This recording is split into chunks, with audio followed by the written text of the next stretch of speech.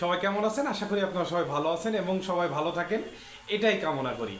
আজকে একটি টপিক নিয়ে কথা বলবো। এই টপিকটি আমাদের জন্য খুবই খুবই গুরুত্বপূর্ণ। আমরা যারা এইচআর প্রফেশনালে বিভিন্ন প্রতিষ্ঠানটি কর্মরত আছি, ইন্টারভিউ বোর্ডে কিন্তু এই ধরনের প্রশ্ন প্রতিনিয়ত সম্মুখীন হয়। তো সেই টপিকটি নিয়ে আজকে কথা বলবো। আজকে টপিকটি হচ্ছে টার্মিনেশন এবং ডিসমিসাল। টার্মিনেশন অর্থ হচ্ছে অবসান এবং ডিসমিসাল অর্থ হচ্ছে বরখাস্ত।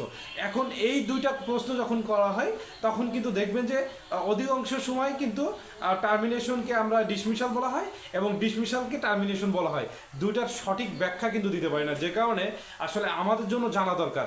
এক কথায় আমরা বলতে পারি ডিসমিসাল অর্থ বরখাস্ত, অসৎ আচরণের কারণে বরখাস্ত করা হয়, এবং টার্মিনেশন হচ্ছে অবসান, মালিক কর্তৃক শ্রমিকের কোন কারণ বা ব্যাখ্যা ছাড়া যে প্রক্রিয়ার মাধ্যমে তার জব সেপারেশন করা হয় সেটাকে টার্মিনেশন বলা হয়।